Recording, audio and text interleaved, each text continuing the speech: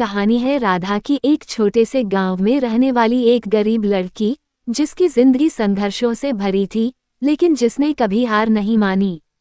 राधा का जन्म उत्तर प्रदेश के एक पिछड़े गांव में हुआ था। उसका परिवार बहुत ही गरीब था।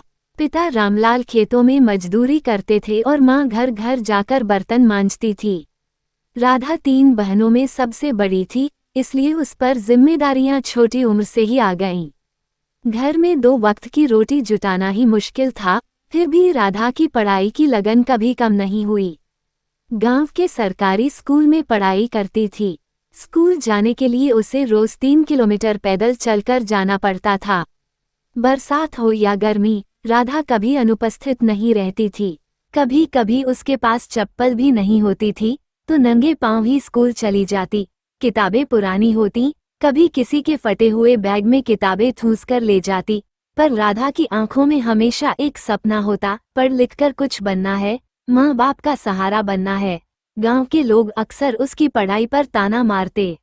लड़कियां पढ़कर क्या करेंगी, जल्दी ही तो ब्याह हो जाएगा। लेकिन राधा की माँ उसे हमेशा समझाती, बेटी तू पढ़ लेना, जो हमें नहीं मिला शायद तेरे जरिए वो सपना पूरा हो सके। राधा ने 10वीं कक्षा में अपने स्कूल में टॉप किया। पूरे गांव को गर्व हुआ, लेकिन उसके पिता के पास इतने पैसे नहीं थे कि वो उसका दाखिला इंटर कॉलेज में करा सके। तभी गांव के एक अध्यापक शर्मा सर ने उसकी मदद की। उन्होंने अपने खर्चे से राधा का दाखिला करवाया और आगे की पढ़ाई का जिम्मा भी उठाया। राधा ने दिन रात एक कर पढ़ाई की। सुबह माँ के साथ घर का काम, फिर स्कूल, दोपहर में खेतों में मजदूरी और रात में दिए की रोशनी में पढ़ाई। कभी कभी भूखी सो जाती, पर सपनों को भूखा नहीं रहने देती। 12वीं में भी राधा ने जिले में दूसरा स्थान प्राप्त किया। इस बार उसे एक सरकारी छात्रवृत्ति मिली, जिससे वो शहर के कॉलेज में दाखिला ले पाई। गांव छोड़ते समय उसकी आंखें नम थीं, लेकिन दिल में एक अटूट हौसला था। शहर की जिंदगी अलग थी।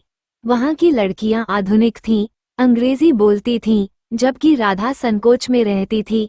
उसे न कपड़े पहनने आते थे, न आत्मविश्वास से बोलना, लेकिन उसने हार नहीं मानी। उसने लाइब्रेरी में बैठकर अंग्रेजी सीखी, किताबें पढ़ीं और धीरे धीरे अपने आप को निखारना शुरू किया। कॉलेज में एक बार उसे भाषण प्रतियोगिता में हिस्सा लेने का मौका मिला।